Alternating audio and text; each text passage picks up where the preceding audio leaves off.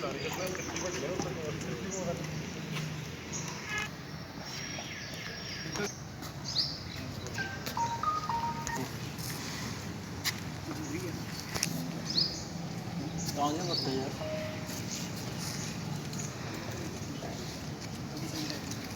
हमने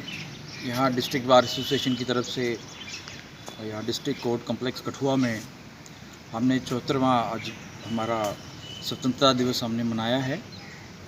क्योंकि पिछले साल 2019 में आज ही के दिन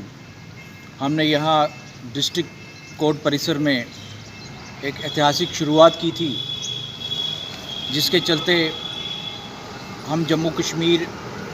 और पूरे भारतवासी जो है अगर 15 अगस्त को मनाते थे, झंडा चढ़ाते थे अपने लेवल पर, तो हमने सोचा कि क्यों ना हमारी डिस्ट्रिक्ट कोर्ट कम्प्लेक्स में हमारी डिस्ट्रिक्ट बार एसोसिएशन कठुआ भी जो है इसकी शुरुआत करे। और ये पिछले साल हमने शुरुआत की और उसके बाद ये लगातार सिलसिला हमारे गणतंत्र दिवस 26 जनवरी को भी रहा 2020 को, और आज भी हमने जो है चूँकि यहाँ एक पेंडेमिक चल रहा है, महामारी कोरोना जैसी महामारी चल रही है, उसके बावजूद भी हमने जो है पूरी मिनिस्ट्री ऑफ होम अफेयर्स की गाइडलाइन फॉलो करते हुए, सोशल डिस्टेंसिंग के नॉर्म्स फॉलो करते हुए, और आज हमने फिर से यहाँ पर झंडा फहराया है। और हमने इसमें हमारे यहाँ के CRPF श्री रामलाल शर्मा जी जो यहाँ इंचार्ज हैं, उन्होंने बड़ा ताउन दिया, उनकी टीम ने यहाँ झंडे को गार्ड ऑफ ऑनर भी दिया हमने आज यहाँ पर। तो हम सब मिलजुल के हमारे साथ यहाँ ये कंस्ट्रक्शन कंपनी के लोग भी हमारे साथ आए हुए हैं, ये सारे लोग हमने मिलजुल कर, चूँकि हम सब भारतवासी हैं तो हम सब का फ़र्ज़ बनता है, ड्यूटी भी बनती है और कर्तव्य भी बनता है, और हम दिल से भी चाहते हैं कि हम लोग जो है भारतीय होने का जो है एक मिसाल भी पेश करें, और अपना जो कर्म है, हमारी फंडामेंटल ड्यूटीज़ हैं, मौलिक कर्तव्य हैं हमारे, कि हमने हमेशा झंडा को सम्मान देना है। और हमारी सुप्रीम कोर्ट ऑफ इंडिया ने तो कई वर्ष पहले नवीन जिंदल केस में ये अपनी जजमेंट दी थी कि ये हर नागरिक का कर्तव्य है कि वो अपने छत के ऊपर झंडा लहरा सकता है, साल के किसी भी दिन लहरा सकता है, बशर्ते कि उसके जो है उसकी गाइडलाइन जो है वो फॉलो की जाए, जो फ्लैग कोड ऑफ इंडिया है उसकी गाइडलाइंस फॉलो की जाए। तो मैं आज के दिन यही बात कहना चाहता हूँ बतौर बार अध्यक्ष कि हमारे स्वतंत्रता संग्राम में हमारे वीरों ने और हमारे उस वक्त के लोगों ने जो शहादत दी, जिसमें हमारे सरदार भगत सिंह जी शामिल थे, और हमारे सुभाष चंद्र बोस जी थे, राजगुरु भगत सिंह और उनके साथी तमाम साथी, और कई लोग ऐसे लोग हैं जिनके नाम इतिहास के पन्नों में भी दर्ज नहीं है, उनका भी हमारी आज़ादी में उतना ही योगदान है जितना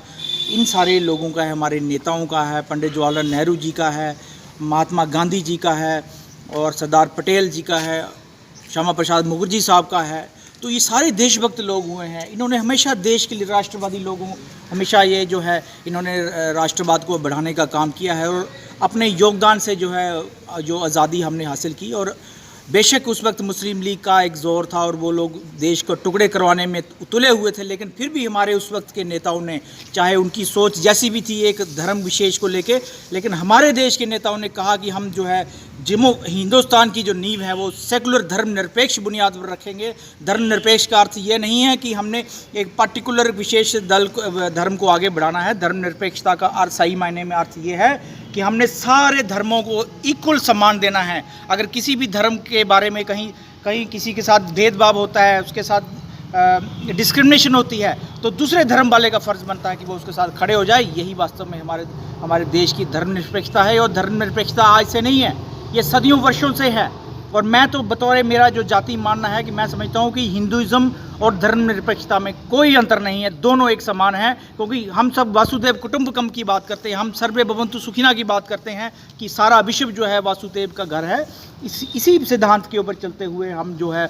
हमारे देश, भारत देश की एकता और अखंडता जो है कायम रहती है। और हम लोग जो है अनेक भाषाएं, अनेक रिलीजन, अनेक धर्म, अनेक जातियां, लेकिन फिर भी विभिन्नता में एकता की मिसाल हमारा जो भारत देश है वो पूरे विश्व में जो है अग्रसर है। लेकिन आप देखिए कि पिछले 5 महीने से भी ये जो कोरोना महामारी थी, बहुत से WHO के लोगों ने, बड़े बड़े मुल्कों ने कहा कि हम तो ख़राब हैं ही हैं, लेकिन हिंदुस्तान का कुछ नहीं बचने वाला। हिंदुस्तान में इतनी पॉपुलेशन है, हर जगह महामारी, और हिंदुस्तान के लिए संकट के बादल हैं। लेकिन फिर देंगे, और भारत को विश्व गुरु बनाने से दुनिया की कोई ताकत हमें रोक नहीं सकती। और हम बेशक जो है ये बीमारियां जो हमारे साथ हमें डिस्ट्रैक्ट करा इन चीज़ों ने, लेकिन फिर भी हम जो है भारत, सब मिलकर सारे भारतवासी जो है इस भारत का महान, इसको गौरवान्वित करेंगे, सरकार को पूरा सहयोग करेंगे। जो हमारी शक्तियां हैं, कुछ ऐसी शक्तियां हैं, क्योंकि डेमोक्रेसी के अंदर जो है एक विपक्ष का एक रोल होता है, विपक्ष की एक भूमिका होती है, वो हर समय रही है। वो चाहे आप देख लीजिए आज़ादी के दौरान, उस टाइम हो 1953 में हो, तो खुद हमारी उस वक्त के प्रधानमंत्री जवाहरलाल नेहरू जी ने विपक्षता पर कहा था कि विपक्ष का रोल जो है बड़ा महत्वपूर्ण है और संसार को एक दिशा देता है। तो उसी कारण जो है ये समाज जो है हमारा सुदृढ़ बनता है। और आने वाले टाइम में जो है हम लोग, बेशक हम लोगों का हमारे कुछ मतभेद हो सकते हैं, लेकिन जहाँ तक भारत की एकता अखंडता की बात आती है, जहाँ तक भारत की संप्रभुता की बात आती है, जहाँ तक विदेश नीति की बात आती है, जहाँ तक डिफेंस की बात आती है, जहाँ तक करेंसी की बात आती है, क्योंकि ये एक ऐसे मुद्दे हैं, हमारे अटल जी ने भी उस वक्त एक सूत्र दिया था कि ये 3 चीज़ों पर जो है वो दलगत राजनीति नहीं होनी चाहिए, देश की एक आवाज़ होनी चाहिए। और हम समझते हैं कि हम सब भारतवासी इन 3 मुद्दों पर जो है वो देश की एक आवाज़ हैं, एक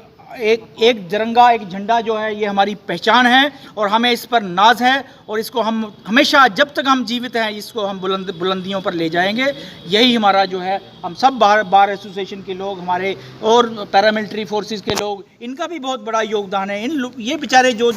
हमारे लिए सरहद पर करते हैं, और हमें आज जो आज़ादी, बेशक उस वक्त हमारे फ्रीडम फाइटर्स ने आज़ादी की जंग लड़ी, लेकिन उसके बाद जो आज़ादी को सुरक्षित करने का जिम्मा था ये हमारे पैरामिलिट्री फोर्सेस के ऊपर था। और इन जवानों ने अपनी शहादत देकर समय समय पर इस बात को प्रूव किया है, और हम इनके योगदान को जो है, इनको कुछ नहीं, इनका रिपे नहीं कर सकते, हम इनके ऋणी हैं। और मैं समझता हूं कि मैं आज के दिन सबसे आह्वान करता हूं कि वे जहां भी आपको पैरामिलिट्री के फोर्सेस के जवान मिले, चाहे वो मिलिट्री के जवान हो या दूसरे लोग जो हैं सिक्योरिटी फोर्सेस के, जहाँ भी जो लोग जो है हमारे लिए कोरोना वॉरियर की तरह सही मायने में उन्होंने इस वक्त इस पैंडेमिक के दौरान भी काम किया है। और दूसरे,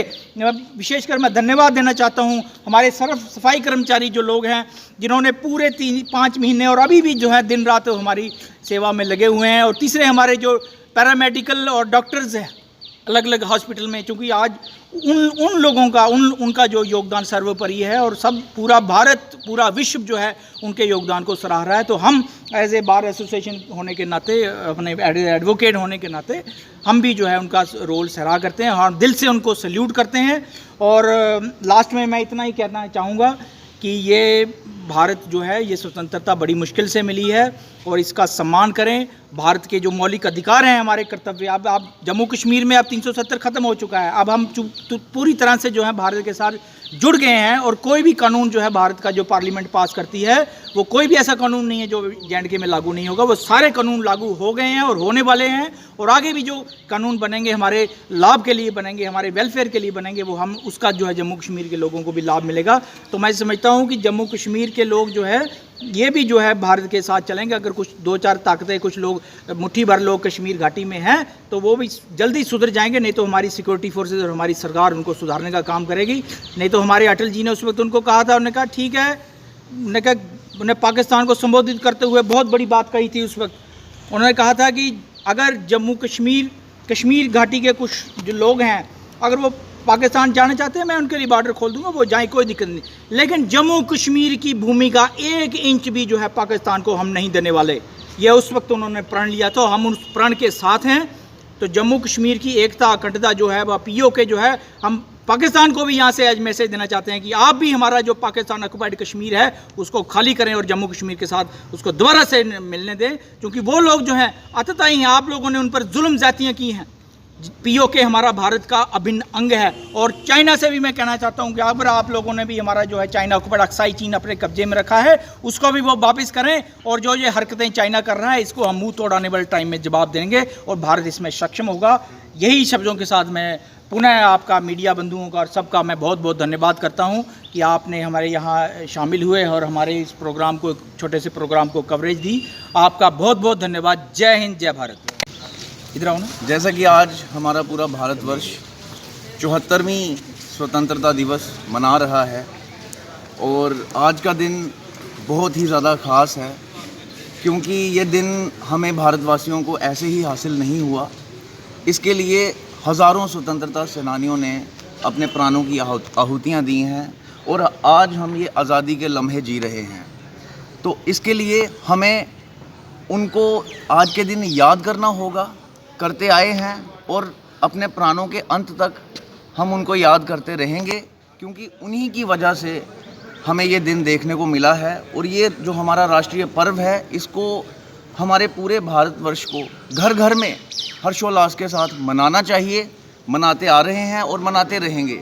हमारी बार एसोसिएशन कठुआ ने श्री अजातशत्रु शर्मा जी की अगुवाई में पिछले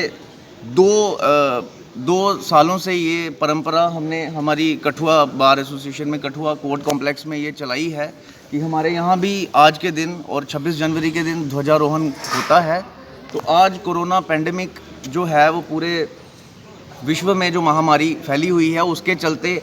उस तरीके से एक गैदरिंग नहीं जुटा पाए, लेकिन फिर भी हमने सोशल डिस्टेंसिंग और जो एडमिनिस्ट्रेशन ने जो अपनी हमें सतर्कता बरतने को कहा है, वो बरतते हुए हमने आज यहाँ पे कोर्ट कॉम्प्लेक्स में अपना ये ध्वजारोहण किया है। और जिसके चलते हम ये उम्मीद करेंगे कि आगे जाके भी हमारी ये परंपरा कंटिन्यू रहे। बार एसोसिएशन में ये जो चीज़ अब शुरुआत की है अजातशत्रु जी ने, वो परंपरा जारी रहे। और इसी के साथ मैं अपने शब्दों को विराम देते हुए समस्त देशवासियों को, कठुआ वासियों को स्वतंत्रता दिवस की हार्दिक शुभकामनाएं देता हूँ। धन्यवाद।